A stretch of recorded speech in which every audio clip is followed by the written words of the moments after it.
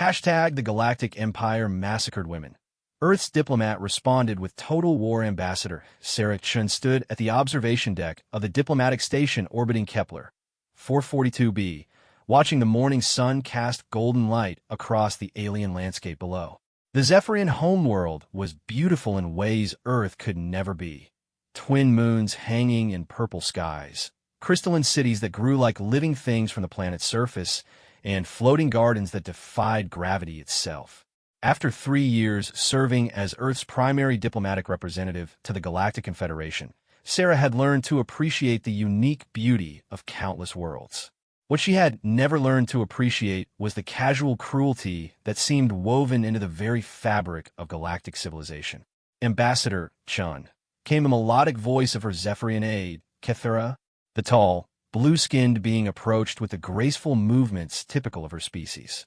The Hegemony delegation has requested an immediate audience regarding the Terran colony expansion proposal. Sarah sighed, turning away from the view. The Draconian Hegemony had been the most vocal opponents of human expansion since Earth had joined the Confederation 5 years ago. Led by the reptilian Draconians, the Hegemony controlled nearly 40% of known space and viewed humanity's rapid technological advancement with deep suspicion. How immediate is immediate? Sarah asked, straightening her formal diplomatic robes, a compromise between human fashion and galactic protocol that made her look like she was wearing an elaborate blue curtain. They are waiting in Conference Room 7, Kethera replied, her large silver eyes reflecting concern. Ambassador Chun, I must warn you, the delegation is led by Supreme Commander Vexthal himself. His presence here is unusual. Sarah felt a chill run down her spine. Vexthal was the Hegemony's military leader, a being whose reputation for ruthlessness was legendary even by draconian standards. His species stood nearly 8 feet tall, covered in dark scales that could deflect most energy weapons, with claws capable of tearing through steel. More importantly, he commanded a fleet of over 10,000 warships, the largest military force in known space. Any idea what this is about? Sarah asked as they walked through the station's corridors. The diplomatic station was neutral territory, maintained jointly by all Confederation members. Its halls were filled with beings from dozens of species, the insectoid hive minds of Sector 7, the gaseous ethereals who communicated through color changes, the mechanical synthetics whose civilization had outlasted their organic creators. The usual complaints, I assume, Kethera said carefully.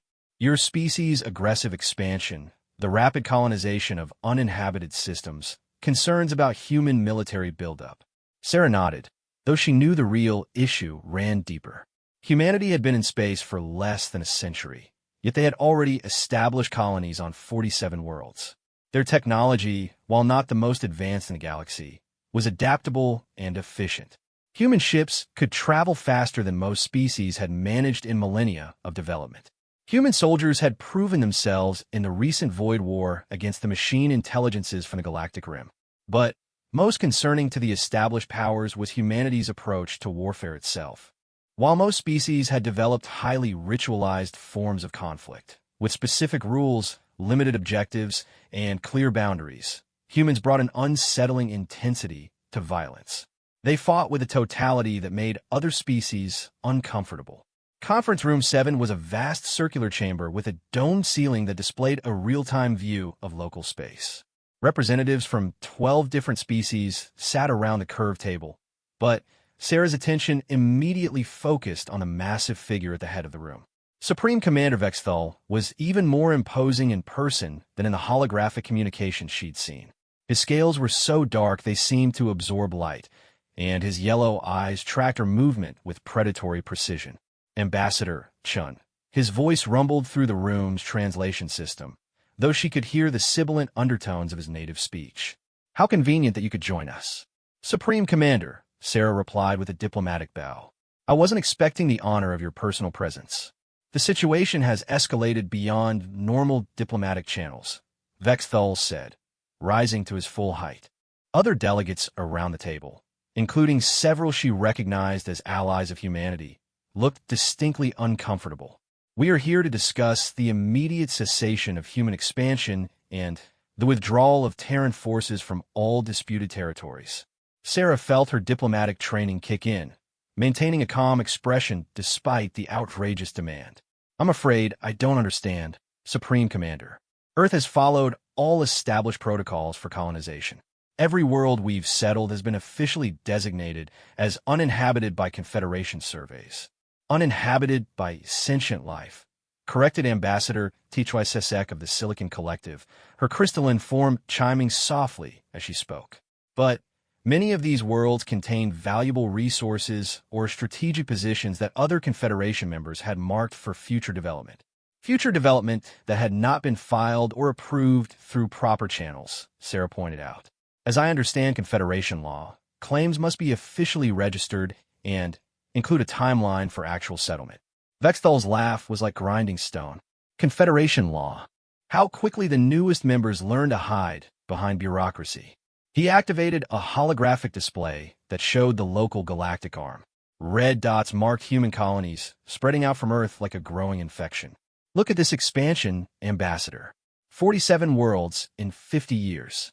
Your species reproduces and spreads like a plague. Sarah felt anger flare but kept her voice level. We are a young species eager to explore and grow. Is that not the right of every sentient race? Not when that growth threatens the stability of civilizations that have existed for millennia, Vexthal replied. He gestured to other delegates around the table. The collective has lodged formal complaints about human mining operations disrupting silicon-based ecosystems. The Ethereals report that human industrial emissions are contaminating nebular nurseries. The hive minds find your individualistic society fundamentally disturbing to their collective consciousness. Sarah looked around the table, seeing nods of agreement from species she had thought were neutral in human affairs. The political landscape was more hostile than she had realized. What exactly are you proposing, Supreme Commander? She asked. Complete cessation of new colony establishment. Withdrawal from all worlds settled within the last 10 years. Reduction of human military forces to defensive levels only. Vexthal's eyes gleamed. And acceptance of hegemony oversight for all future human expansion. The terms were completely unacceptable, amounting to the end of human independence in space.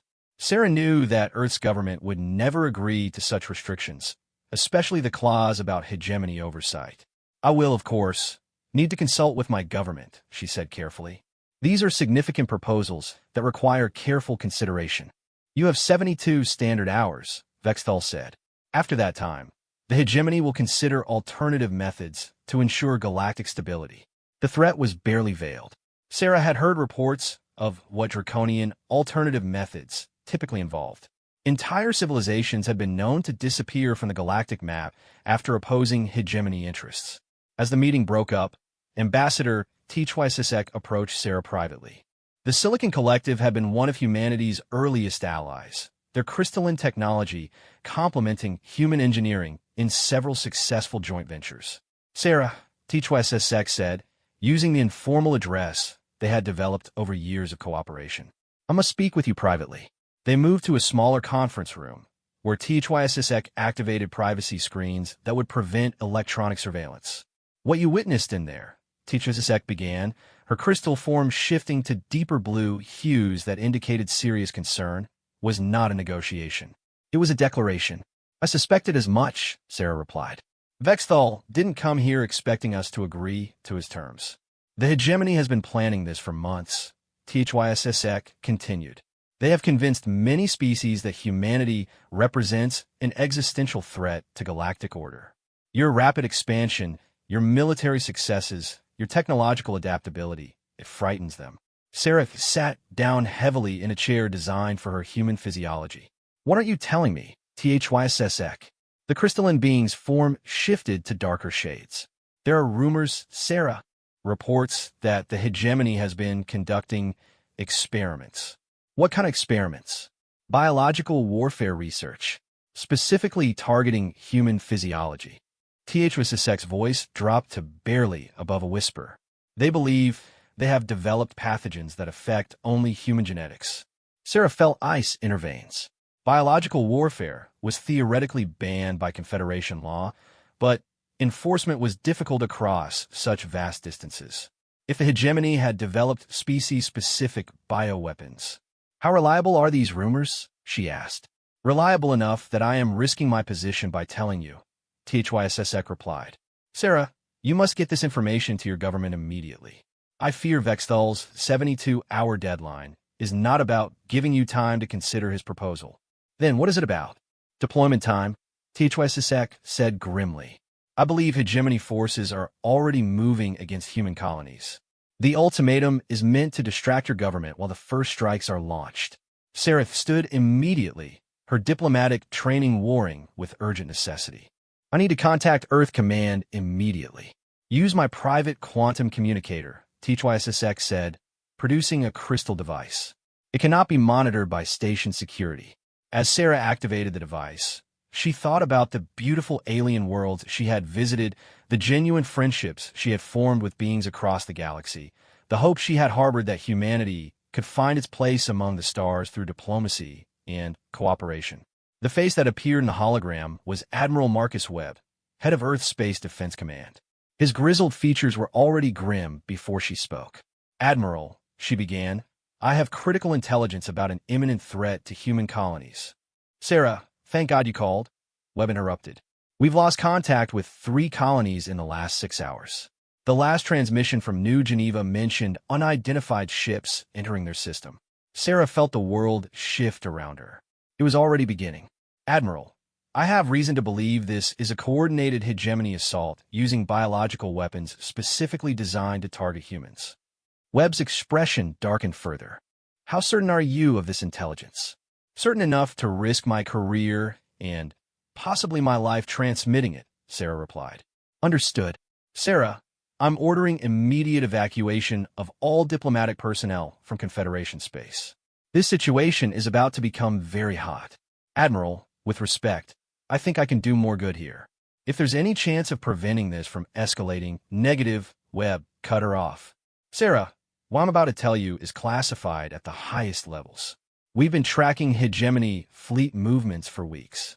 They have over 3,000 ships moving toward human space. This isn't a limited action, it's an invasion. Sarah stared at the hologram, processing the implications. 3,000 ships represented nearly a third of the hegemony's total fleet strength. This was indeed total war. What are our options, Admiral? Webb was quiet for a long moment. We're outnumbered 10-1, Sarah.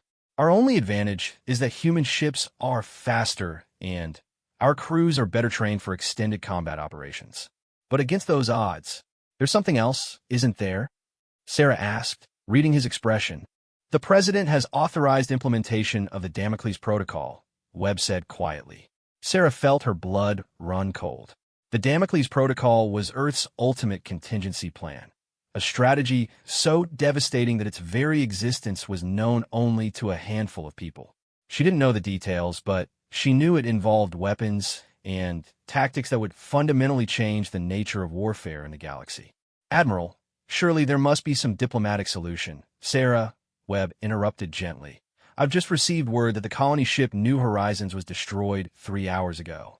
200,000 civilians, including 15,000 children. The words hit Sarah like a physical blow. New Horizons have been carrying families to establish the first human settlement in the Vega system.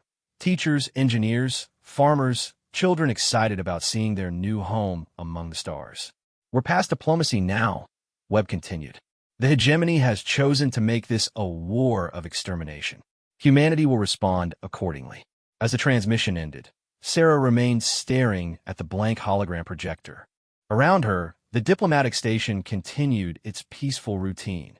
Beings from across the galaxy working together, negotiating trade agreements, resolving territorial disputes, maintaining the fiction that civilization could overcome the fundamental reality of species competing for resources and survival.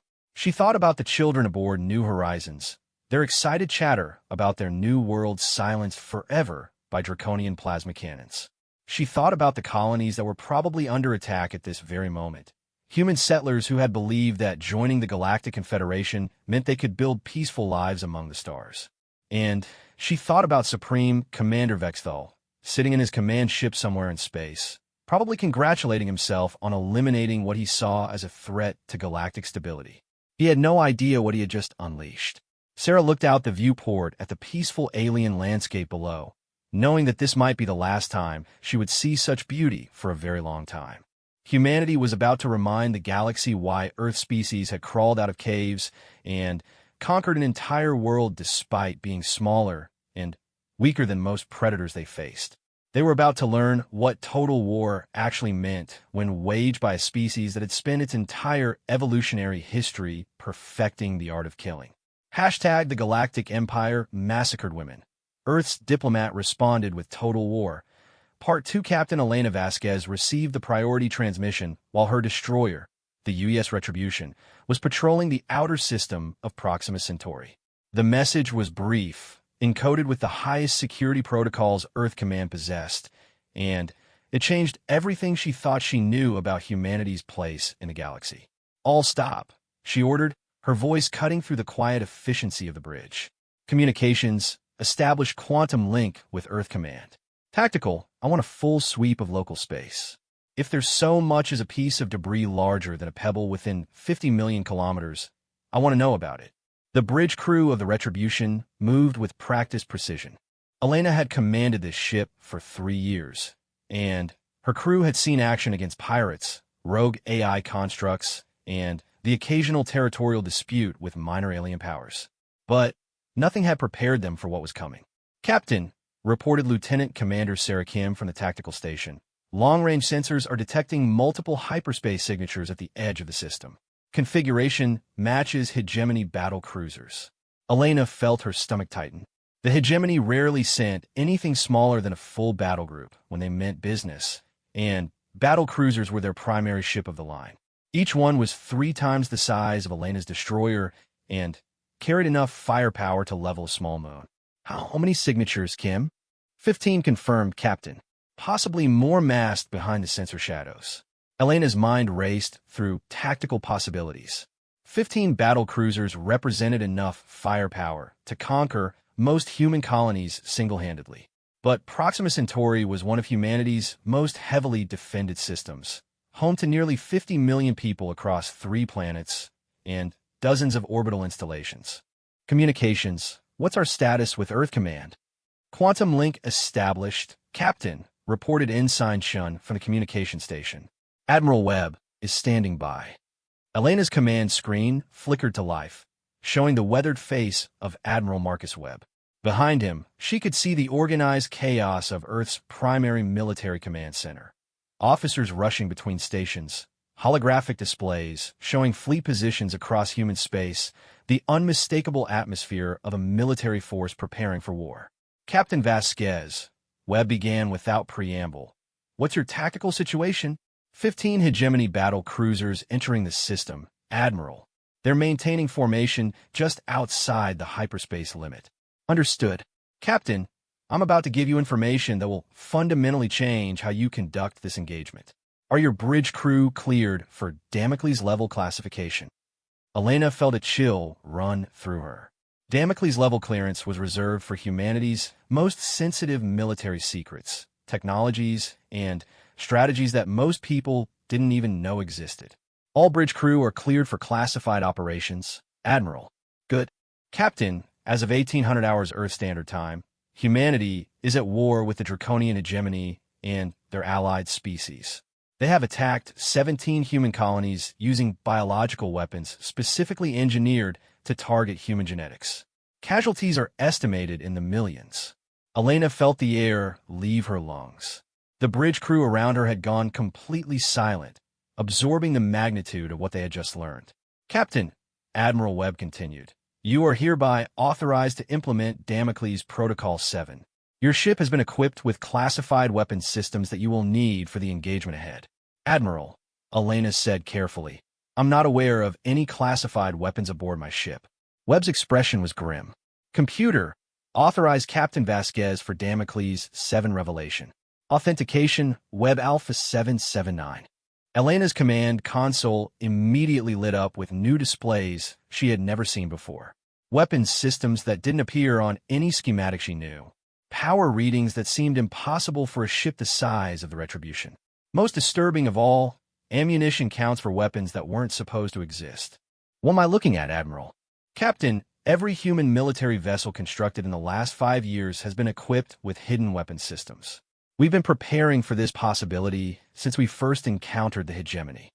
Elena studied the new tactical displays with growing amazement and horror. The Retribution wasn't just a destroyer.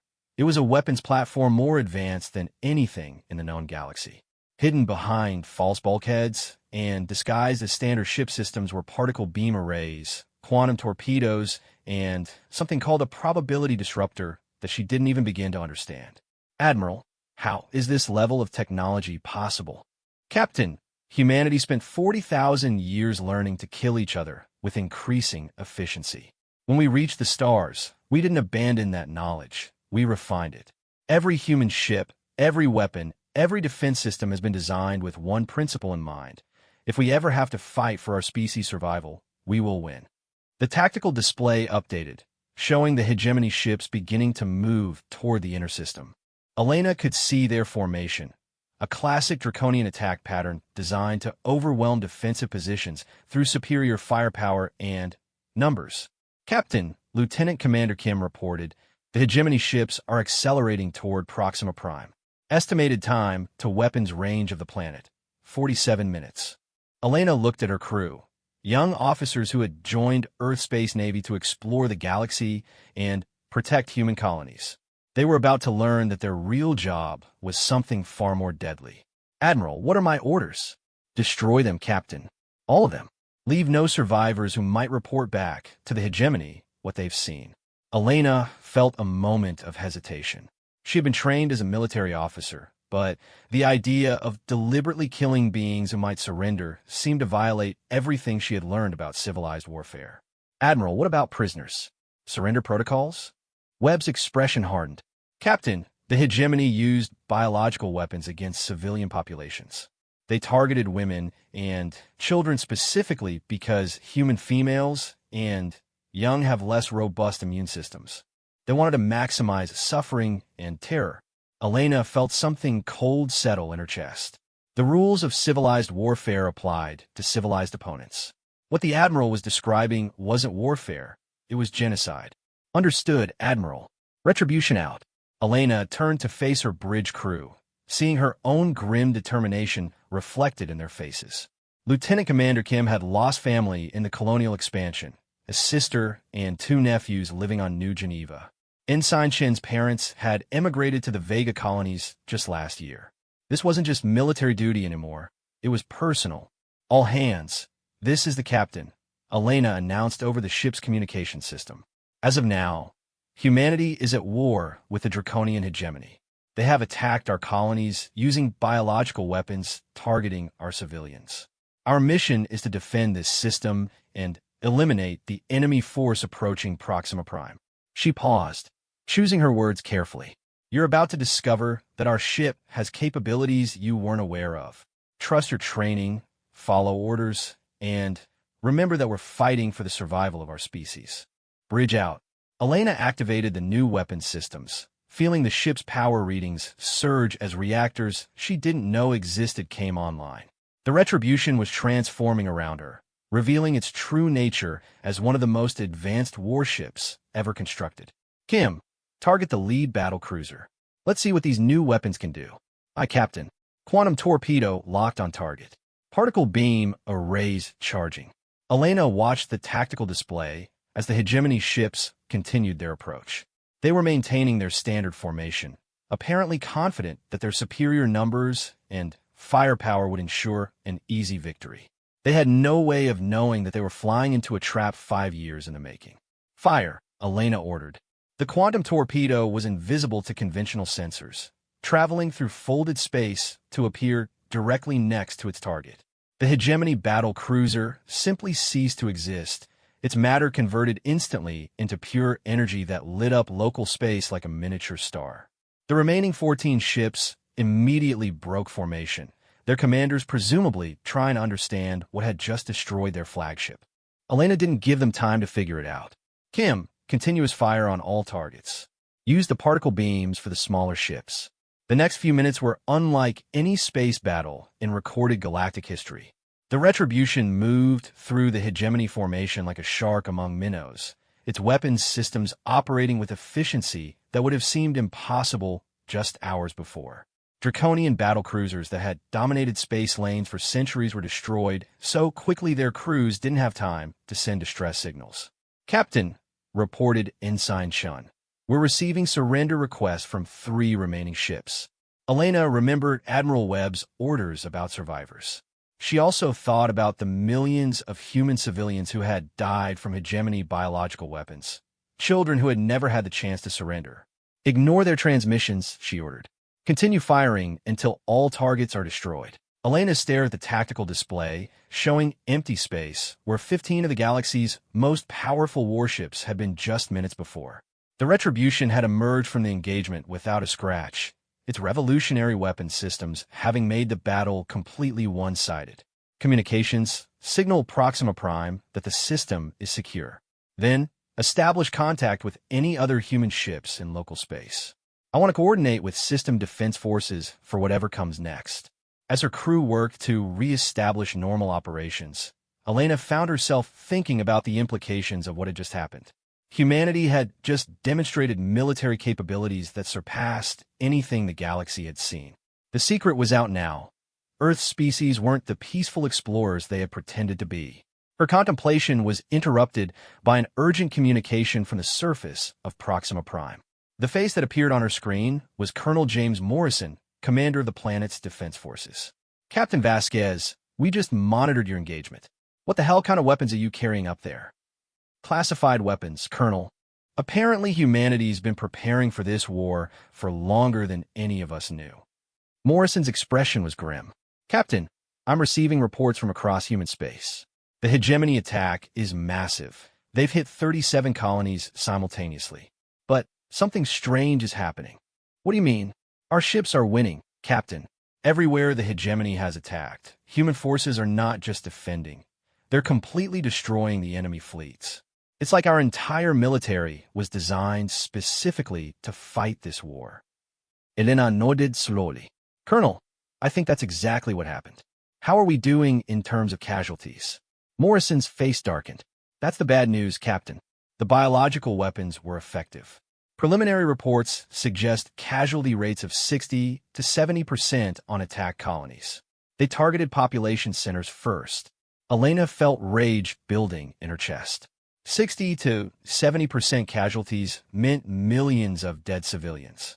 The hegemony hadn't just attacked human military forces.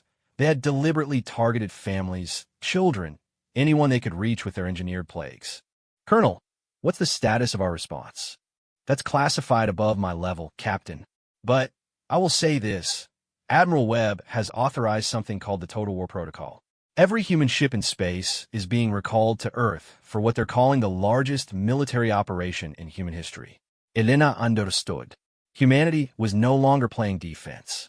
The hegemony had opened this war with genocide, and now they were going to learn what happened when a species raised on a death world decided to export violence on an industrial scale. "Colonel, maintain system defense posture. I'm heading back to Earth to receive new orders."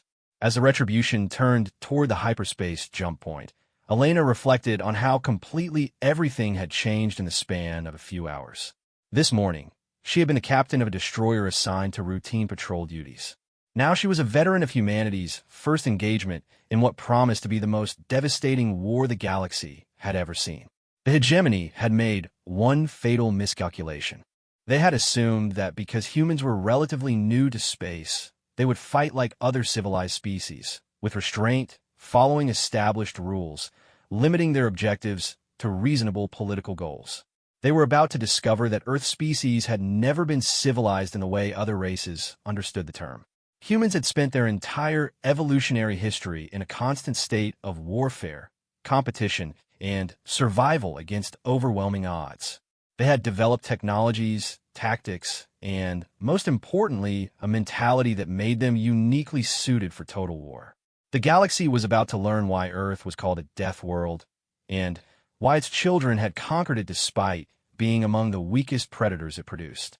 Elena smiled grimly as her ship entered hyperspace, carrying word of humanity's first victory toward whatever command was planning next. The hegemony wanted war.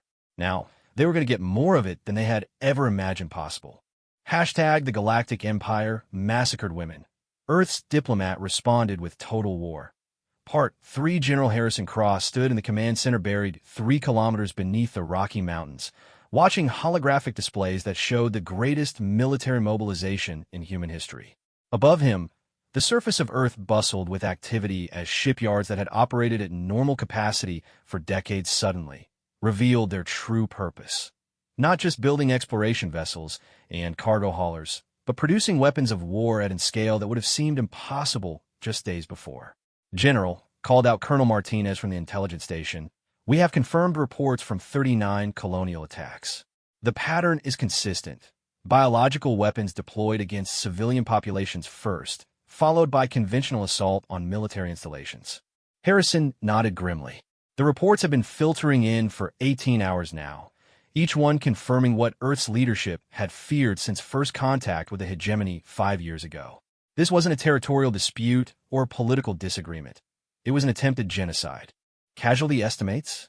Conservative projections put civilian deaths at 14 million and climbing, Martinez replied. The biological agents were specifically engineered to target human genetics. Mortality rate is approximately 70% among adults, 90% among children under 10. Harrison felt something cold settle in his chest. 90% mortality among children. The hegemony hadn't just attacked human colonies. They had deliberately targeted the most vulnerable members of the species. Sir, interrupted Captain Walsh from the communication station, we're receiving priority transmission from Ambassador Chun aboard the diplomatic station. The main holographic display flickered to life, showing Ambassador Sarah Chun in what appeared to be her private quarters. Behind her, Harrison could see the alien architecture of the Confederation diplomatic station, a reminder that humanity was surrounded by species that had apparently decided their extinction was necessary. General Cross, Sarah began, I'm transmitting under emergency protocols. The situation here has deteriorated beyond diplomatic resolution. Understood, Ambassador. What's your assessment of Confederation response to the attacks? Sarah's expression darkened. Sir, that's what I'm calling about. The Confederation Council met in emergency session 6 hours ago. Their official response is to call for measured restraint from all parties and the establishment of a neutral zone while they investigate the situation. Harrison stared at the display. They're treating genocide as a diplomatic incident. It gets worse, General. I have reliable intelligence that at least 8 Confederation member species provided logistical support for the hegemony attack. The Silicon Collective allowed hegemony ships to transit their space. The Ethereals provided intelligence on human colonial defenses. Even species we considered allies have been working against us. Harrison felt his world shift. Humanity had spent 5 years trying to integrate peacefully into galactic civilization, following every protocol, respecting every treaty, believing that they could find security through diplomacy and cooperation.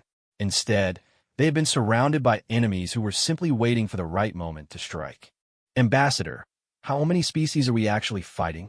Effectively, the entire Confederation, General. They may not all be shooting at us directly, but they've made it clear that humanity's extinction is an acceptable outcome to preserve what they call galactic stability. Harrison nodded slowly. The strategic situation was even worse than their worst-case scenarios had predicted. Humanity wasn't just fighting the hegemony. They were facing the combined opposition of nearly every major power in the galaxy. Ambassador, I'm ordering immediate extraction of all human diplomatic personnel from Confederation space. This is now a military operation. General, with respect, I think I could do more good here. The station contains intelligence assets that could be valuable for planning our response. Negative, Ambassador. What I'm about to authorize will make your position untenable regardless. Sarah studied his face through the transmission. General, what are you planning? Harrison glanced around the command center, seeing dozens of officers coordinating the most complex military operation in human history. On screens throughout the room, he could see humanity's true military capacity being revealed. Fleets that have been disguised as merchant vessels, weapons platforms that have been hidden in asteroid belts, defense networks that spanned multiple star systems. Ambassador, humanity has been preparing for this possibility since we first encountered the hegemony. Every ship we've built, every colony we've established, every trade route we've developed has been designed with one purpose in mind: surviving a war against superior numbers. Harrison activated a display showing current fleet positions. We have over 8,000 combat vessels moving towards staging areas. Each one carries weapons technology that surpasses anything the galaxy has seen. We're not just planning to defend ourselves, Ambassador. We're going to eliminate every threat to human survival permanently. Sarah's face went pale. General, you're talking about a war against the entire galaxy. No, Ambassador. I'm talking about the galaxy learning what happens when they try to exterminate a species that evolved on a death world. The transmission ended as emergency extraction protocols began for all human diplomatic personnel.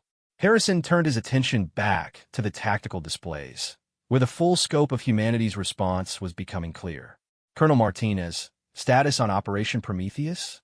All Phase 1 objectives are complete, sir. Our deep space monitoring stations have been tracking hegemony fleet movements for 3 days. We know the location of every major battle group. Harrison nodded. Operation Prometheus was humanity's ultimate contingency plan, a coordinated strike against every major threat in the galaxy, executed simultaneously to prevent any organized response. General, called out Captain Walsh. Admiral Webb is requesting permission to begin Phase 2. Granted.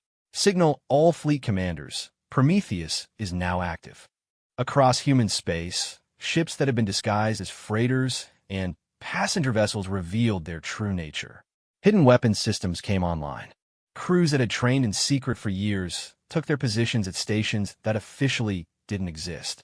The UES Vengeance dropped its camouflage as it approached the hegemony fleet massing near the Rigel system. What had appeared to be a simple cargo hauler was revealed as a dreadnought carrying enough firepower to sterilize planets. Captain Torres watched as her tactical display showed 60 hegemony ships in standard formation, completely unaware that death was approaching them at significant fractions of light speed. Weapons free, Torres ordered. Implement Prometheus 7. Prometheus 7 was the complete destruction of enemy forces using weapons that violated several galactic treaties that humanity had never actually signed. Quantum torpedoes that could phase through shields. Particle beams that could disrupt the strong nuclear force holding matter together. Most devastating of all, probability manipulators that could alter the fundamental constants of physics in localized areas. The hegemony fleet ceased to exist in 17 seconds. Similar engagements were occurring across the galaxy as humanity revealed the true extent of their military preparation. 5 years of apparent peaceful expansion had actually been 5 years of positioning weapons platforms, intelligence assets, and military personnel throughout known space. General, reported Colonel Martinez, Prometheus Phase 2 is 40% complete. We have confirmed kills on 317 hegemony vessels with 0 losses to human forces. Harrison nodded, but his attention was focused on the next phase of the operation. Destroying the hegemony's military was only the beginning. Status on the biological warfare facilities? Intelligence confirms 17 research stations in hegemony space. Our stealth ships are in position. The research stations were where the hegemony had developed their anti-human biological weapons. According to intercepted communications, they contained samples of every pathogen they had deployed against human colonies, as well as even more devastating weapons they had been preparing for future use. Authorize Phase 3, Harrison ordered. Phase 3 was the complete destruction of every hegemony research facility, manufacturing center, and population center that had contributed to the genocide attempt. Humanity had spent years infiltrating hegemony space with agents and equipment, preparing for exactly this scenario.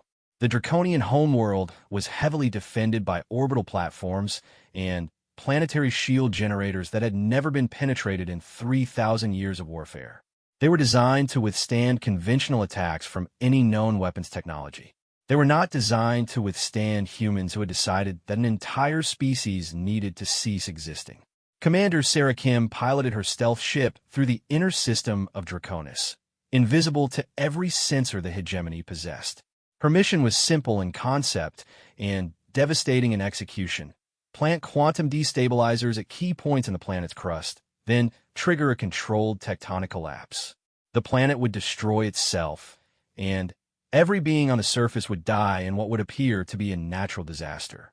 There would be no evidence that humanity possessed weapons capable of destroying entire worlds, but the hegemony's center of power would be eliminated permanently. Similar operations were underway throughout hegemony space. Worlds that had voted to support the genocide attempt were being targeted for elimination. Species that had provided assistance to the operation were finding their home systems under attack by weapons they couldn't detect or defend against. Back on Earth, General Harrison watched the displays showing humanity's response to attempted genocide. In 6 hours, they had eliminated over half of the hegemony's military capacity and were beginning to target their industrial and population centers.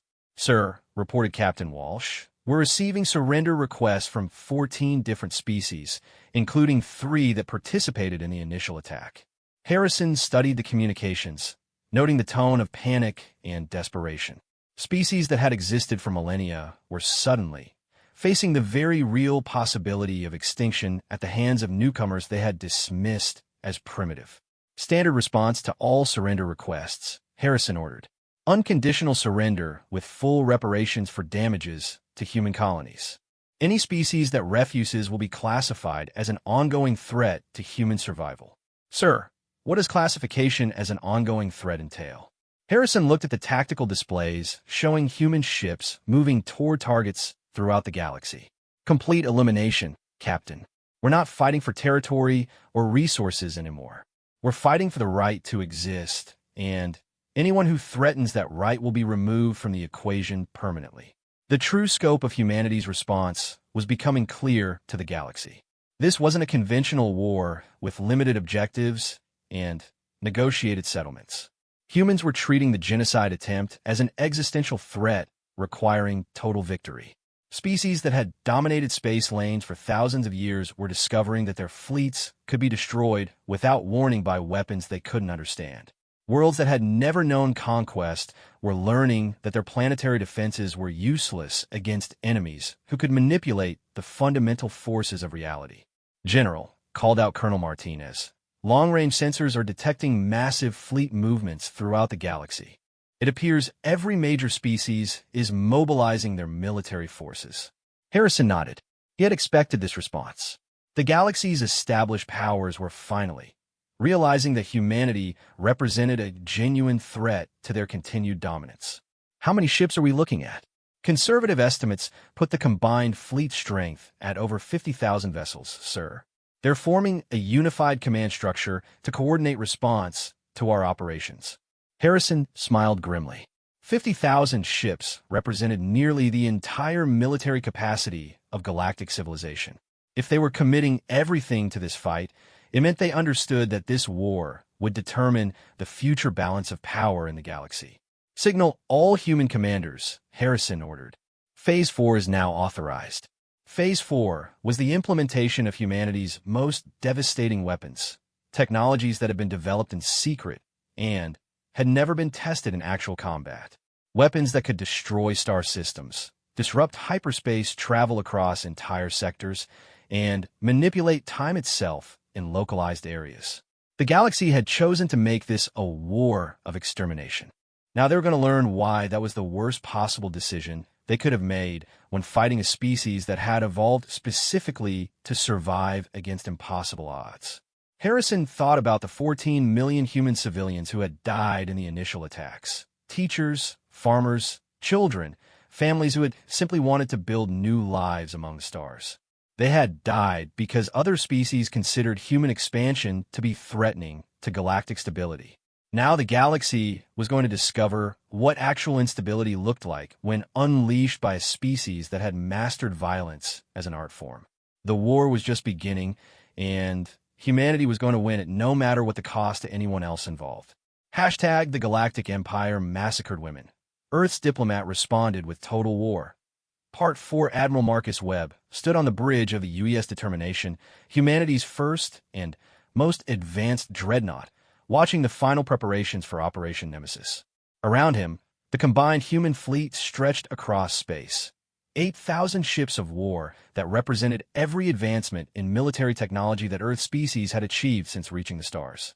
3 days had passed since the hegemony's genocide attempt began, and the galaxy was learning what happened when a Death World species decided to export their evolutionary advantages on an industrial scale.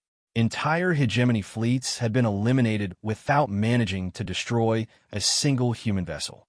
Research stations that had developed anti-human biological weapons had been reduced to expanding clouds of superheated plasma. The draconian homeworld itself had suffered a catastrophic tectonic collapse that appeared completely natural, but had eliminated the species' primary command structure.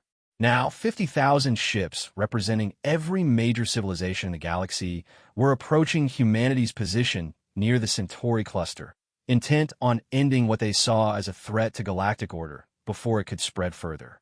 "Admiral," reported Captain Torres from the tactical station, "long-range sensors confirm the Confederation fleet is maintaining formation.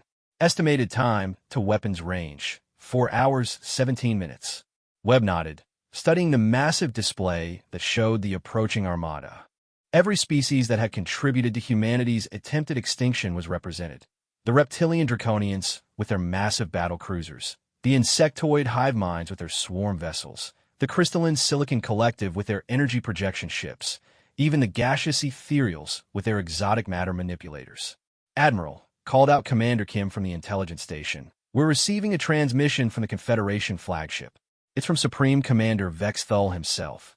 Webb felt a moment of surprise. Intelligence reports had suggested that Vexthal died when the draconian homeworld collapsed. Apparently, the hegemony's military commander had been elsewhere when humanity eliminated his species' center of power. "Put him through," Webb ordered. The holographic display activated, showing the massive figure of Supreme Commander Vexthal. The draconian scales were darker than Webb remembered, and his yellow eyes burned with an intensity that suggested barely controlled rage. "Admiral Webb," Vexthal's voice rumbled through the translation system, "I am calling to offer you one final opportunity to avoid complete annihilation." Webb studied the alien commander's face, noting the subtle signs of stress and exhaustion. The past 3 days had not been kind to the species that had initiated this war. "Supreme Commander," Webb replied calmly, "I'm listening. Your species has demonstrated military capabilities that were unexpected," Vexthal continued, the admission clearly painful for him to make. "However, you now face the combined might of 43 different civilizations. Over 50,000 ships. Even with your advanced weapons, you cannot hope to prevail against such overwhelming numbers." Webb nodded thoughtfully. "You may be right, Supreme Commander. Those are indeed impressive numbers. Then, you are prepared to discuss terms for human surrender?" "No," Webb replied with a slight smile. "I was just admiring the size of the target you've assembled for us." Vexthal's expression shifted to confusion, then growing alarm as he processed the implications of Webb's words. "Admiral, surely you cannot believe that 8,000 ships can defeat 50,000, regardless of technological advantages." "Supreme Commander," Webb said, his voice taking on a harder edge, "you made a fundamental miscalculation when you decided to attack human civilian populations. You assumed we would respond like other civilized species, with measured force, limited objectives, concern for collateral damage." Webb gestured to the tactical display showing the approaching Confederation fleet. "What you've done is unite every human military asset under a single command structure with a single objective: eliminate every threat to our species' continued existence. You've given us justification to use weapons that we developed, but hoped we would never need to deploy." "What weapons?" Vexthal asked, though his voice suggested he was beginning to understand the scope of his error. "Weapons designed by a species that spent 40,000 years learning to kill efficiently in an environment that tried to kill us every single day. Weapons designed by minds that understand that sometimes survival requires the complete destruction of everything that threatens you." Webb activated a secondary display showing energy readings from the human fleet. The numbers were impossible. Power signatures that suggested individual ships were generating more energy than most star systems produce naturally. "Your intelligence was correct about human technological capabilities being roughly equivalent to standard galactic norms," Webb continued. "What your intelligence failed to discover was that every piece of technology we've shared with the galaxy has been deliberately limited to conceal our actual capabilities." Vexthal stared at the energy readings, his expression shifting to something approaching fear. What are you? We're the species that evolved on a planet where 99% of all life forms that ever existed went extinct. We're the survivors of ice ages, supervolcano eruptions, asteroid impacts, and every other natural disaster the universe could devise. We're the children of a world that taught us that survival requires the complete elimination of any threat to our existence. Webb paused, letting the implications sink in. Supreme Commander, you wanted to know what humans really are? We're what happens when evolution optimizes a species specifically for warfare and survival against impossible odds. And now you've given us a reason to demonstrate that optimization on a galactic scale. The transmission ended as Vexthal cut the connection, presumably to coordinate final preparations for what he still believed would be humanity's defeat. Admiral, reported Commander Kim. All fleet units report ready for Operation Nemesis implementation. Webb looked around his bridge, seeing the faces of officers who had spent years preparing for this moment. They were young, most of them, children who had grown up believing that humanity's future lay in peaceful exploration and cooperation with other species. The events of the past 3 days had stripped away those illusions, revealing the reality that survival in a hostile universe required strength and the will to use it. Signal all ships, Webb ordered. Begin Nemesis implementation.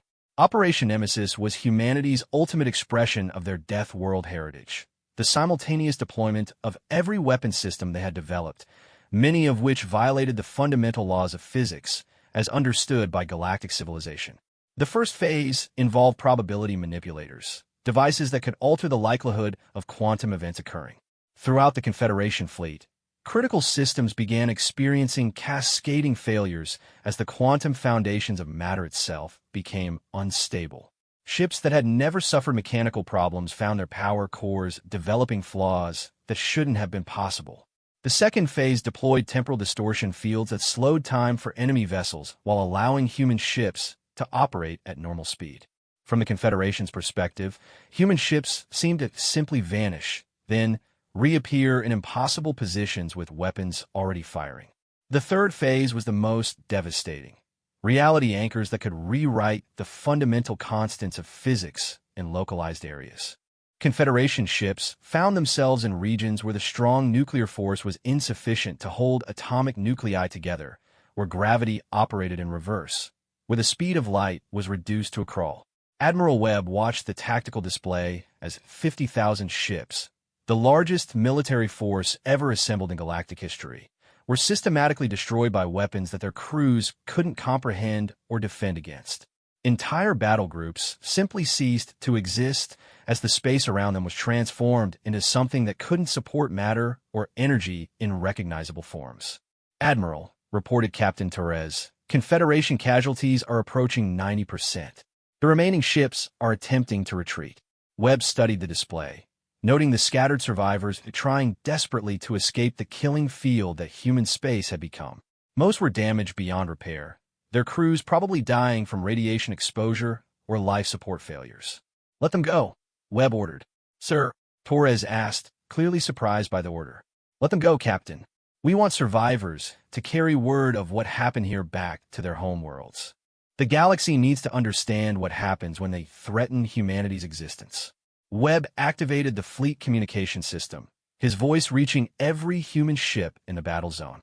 All units, this is Admiral Webb. Operation Nemesis is complete. Begin Phase 5, Humanitarian Assistance. Phase 5 was perhaps the most psychologically devastating aspect of humanity's response.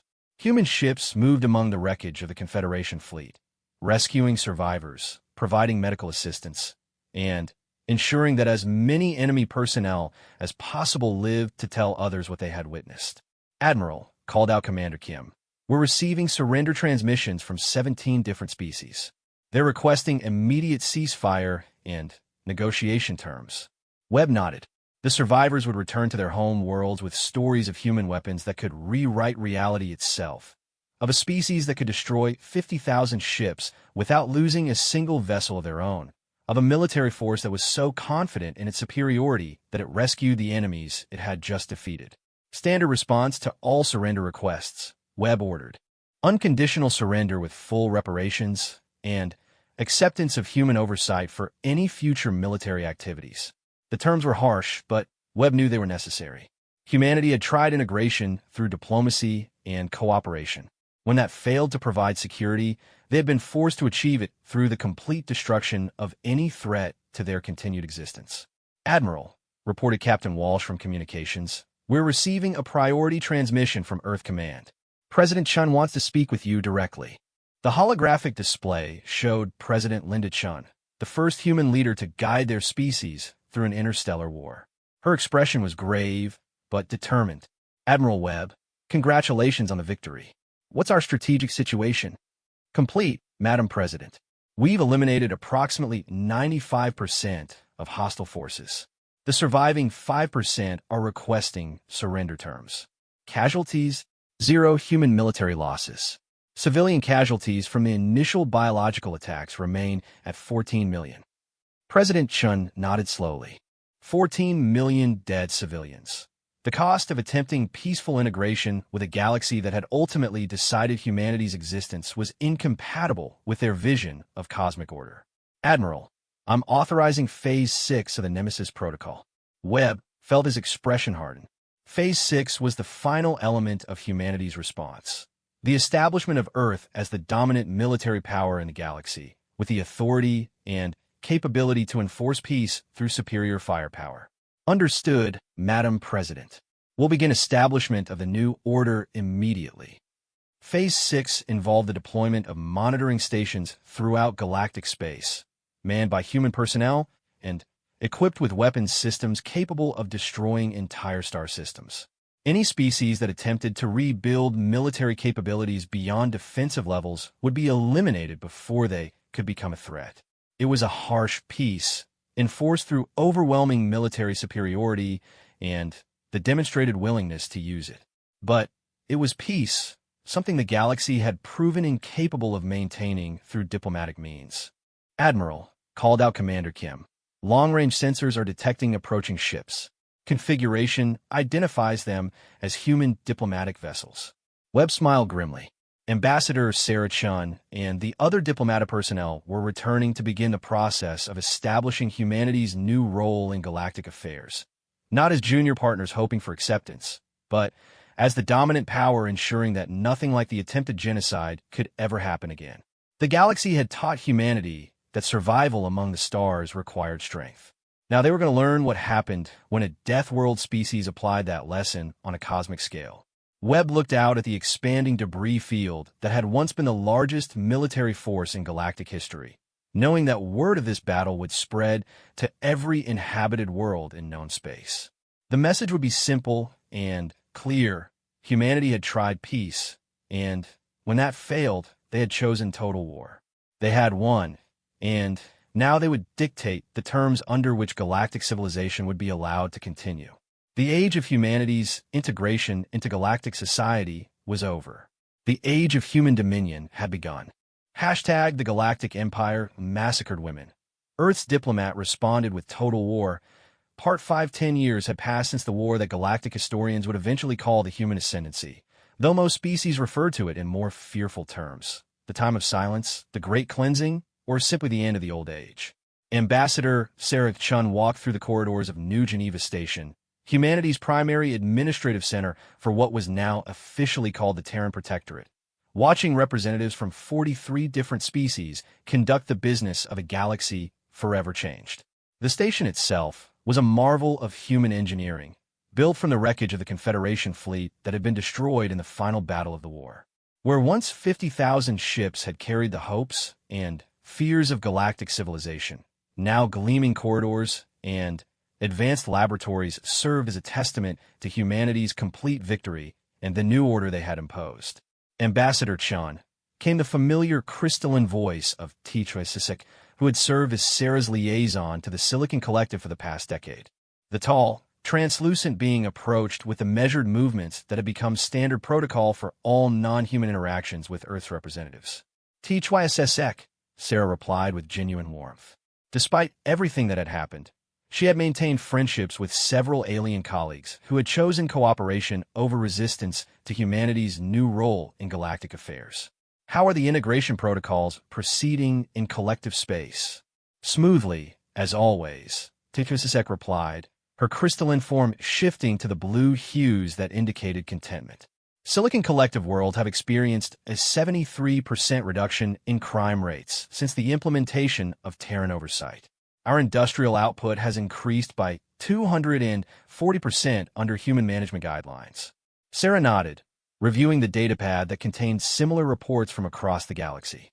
The Terran Protectorate system was working exactly as intended. Human oversight had brought unprecedented peace, prosperity, and technological advancement to species that had spent millennia locked in cycles of conflict and stagnation. It had also brought an end to the independence that those species had enjoyed for thousands of years. HFY, Sarah said carefully, I need to ask you something, and I want an honest answer. Do your people resent the New Order? The crystalline being paused, her form shifting through several different hues as she processed the question. After the war, all species under Terran protection had been required to install translation matrices that provided humans with complete information about emotional states and truthfulness. There were no more secrets in the galaxy. Some do, Tikosek admitted, her form taking on darker shades that indicated complex emotions. There are those who remember the old days when the Silicon Collective made its own decisions, chose its own path among the stars. But, Sarah, we also remember what those decisions led to. She gestured to a memorial wall that displayed the names of every human civilian killed in the hegemony's genocide attempt. 14 million names, representing children, teachers, farmers, engineers, people who had died for no reason other than that their species' expansion made other races uncomfortable. We chose to participate in the attempted extermination of your species, HFY continued. We provided logistical support for biological warfare against civilian populations. Under the old Galactic Order, we told ourselves this was acceptable because it served the greater good of maintaining stability. She paused, her form shifting to deeper blue hues that indicated shame and regret. The New Order has taught us that there was never any greater good that could justify genocide. Your people have given us peace, prosperity, and, most importantly, a moral framework that prevents such atrocities from ever occurring again. Sarah studied her friend's crystalline features, seeing genuine conviction alongside the complex emotions. This was the reality of the Terran Protectorate, species that had lost their independence, but gained something they had never truly possessed: security, justice, and the guarantee that their children would not have to fear extinction at the hands of neighbors who decided their existence was inconvenient. Ambassador Chun called out Captain Morrison, who had been promoted to serve as head of station security. President Webb is ready for the memorial ceremony. Sarah nodded, straightening her formal robes. Today marked the 10th anniversary of the end of the Human Ascendancy War, and the memorial ceremony served both to honor the human dead and to remind the galaxy of the consequences of threatening Earth's children. The main auditorium of New Geneva Station was vast enough to accommodate representatives from every species in the Protectorate. As Sarah entered, she could see the careful arrangements that maintained both dignity and the subtle reminders of humanity's dominant position. Human representatives sat at the center, surrounded by clearly defined sections for each alien species, with Terran security personnel positioned to ensure that protocol was maintained. President Marcus Webb, Admiral Webb had transitioned to civilian leadership after the war, stood at the podium beneath a holographic display showing images from the destroyed colonies. The man who had once commanded humanity's military response to attempted genocide now guided their efforts to build a stable, peaceful galactic civilization. 10 years ago, President Webb began, his voice carrying to every corner of the auditorium. The galaxy made a choice. Faced with humanity's peaceful expansion and technological advancement, 43 different species decided that our extinction was preferable to accommodation. The holographic display shifted to show images of the colonies under attack, cities burning under alien weapons, families fleeing from biological agents that had been designed specifically to kill humans, children dying in hospitals that couldn't treat engineered diseases targeting their genetics. 14 million of our people died in the opening hours of that war. Teachers, farmers, engineers, children, innocent civilians whose only crime was wanting to build new lives among the stars. Sarah watched the faces of the alien representatives as they viewed the images. She could see the shame in their expressions, the weight of collective guilt that had shaped galactic civilization for the past decade. Every species present had contributed to the genocide attempt in some way, whether through direct participation, logistical support, or simply silent approval of humanity's elimination. But today, President Webb continued, "We are not here to dwell on past failures. We are here to celebrate the peace that has followed." Under Terran Protectorate guidance, the galaxy has experienced its longest period without major conflict in recorded history. Trade has flourished. Technology has advanced. Most importantly, no species has faced extinction at the hands of their neighbors. The display shifted to show current statistics from across the Protectorate. Crime rates had plummeted on every world under human oversight. Interstate conflicts had been eliminated entirely. Even poverty and disease had been largely eradicated through the efficient distribution of resources and the application of human administrative techniques. This peace exists because humanity learned a fundamental truth in our evolutionary development, Webb said, his voice taking on the tone that had once commanded fleets of warships. True peace cannot be achieved through negotiation with those who would commit genocide. It can only be maintained through the absolute certainty that such actions will result in immediate and total retaliation. Sarah noticed several alien representatives shifting uncomfortably in their seats. The reminder of humanity's overwhelming military superiority was never subtle during these ceremonies. The Terran Protectorate maintains monitoring stations in every inhabited system, Webb continued. Our weapons platforms can detect and eliminate any attempt to develop biological warfare capabilities, planet-killing devices, or military buildups beyond defensive necessities. Any species that attempts to threaten the security of others will be removed from existence before they can act on those threats. The holographic display showed real-time feeds from the monitoring stations, massive installations that orbited the primary star of every major system, crewed by human personnel and equipped with weapons capable of sterilizing entire worlds within minutes. Some of you may wonder if this constitutes tyranny, Webb said, addressing the unspoken concerns that Sarah knew existed among many species. Let me be clear. The Terran Protectorate does not interfere in internal governance, cultural development, or peaceful economic activity. You are free to live as you choose, worship as you believe, and develop your societies according to your own values. He paused, letting the qualifications sink in. You are not free to threaten others. You are not free to develop weapons of mass destruction. You are not free to wage aggressive war or commit acts of genocide. These restrictions are non-negotiable and will be enforced without exception. Sarah had heard these words many times over the past decade, but they still carried weight. The Terran Protectorate had indeed allowed remarkable freedom to the species under its protection, more freedom than most had enjoyed under the old Confederation system, where powerful species could dominate weaker neighbors with impunity. The cost of that freedom was the knowledge that humanity was watching everything, judging every action, and prepared to respond with overwhelming force to any threat. In closing, President Webb said, "I want to remind everyone present that the current peace is not a temporary arrangement. Humanity has established a permanent presence throughout the galaxy. Our monitoring systems will continue to operate indefinitely. Our military forces will maintain their readiness to respond to any threat." The holographic display showed the true scope of human expansion over the past decade. Where once Earth species had controlled 47 colonial worlds, they now maintained administrative centers on nearly every inhabited planet in the galaxy. Human ships patrolled every major trade route. Human personnel oversaw critical infrastructure on thousands of worlds. The galaxy attempted to eliminate humanity because they feared our expansion and capabilities, Webb concluded. They succeeded only in demonstrating that their fears were completely justified. We are here to stay, and we will ensure that no species ever again faces the choice between submission and extinction. As the ceremony concluded, Sarah made her way through the crowds of departing representatives, noting the careful deference that all non-human beings showed to their human overseers. It was not the fearful subservience of conquered peoples, but rather the respectful acknowledgement of a superior force that had proven its benevolence through actions rather than words. Ambassador Chun, called out a familiar voice. Sarah turned to see Dr. Vexthal, the former Supreme Commander of the Draconian Hegemony, now serving as Director of Xenobiological Research at the Terran Institute for Galactic Studies. The massive reptilian being approached with the careful movements that had become standard for all former military commanders.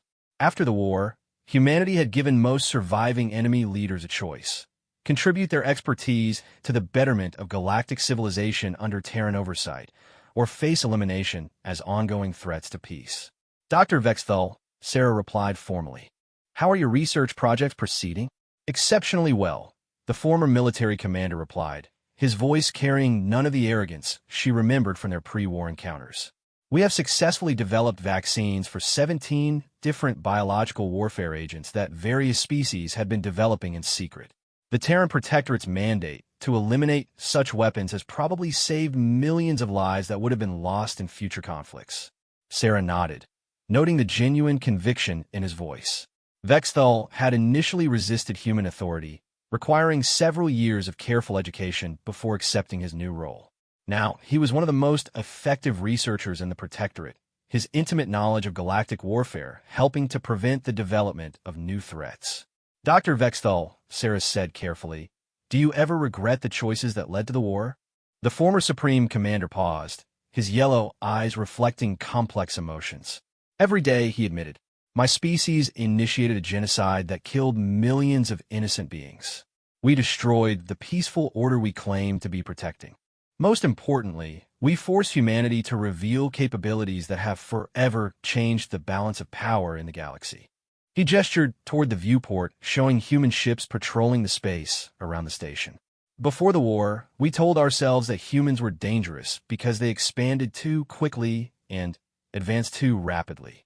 What we failed to understand was that they were dangerous because they possessed the wisdom to conceal their true capabilities until they were forced to reveal them. Vexthal's expression grew more thoughtful.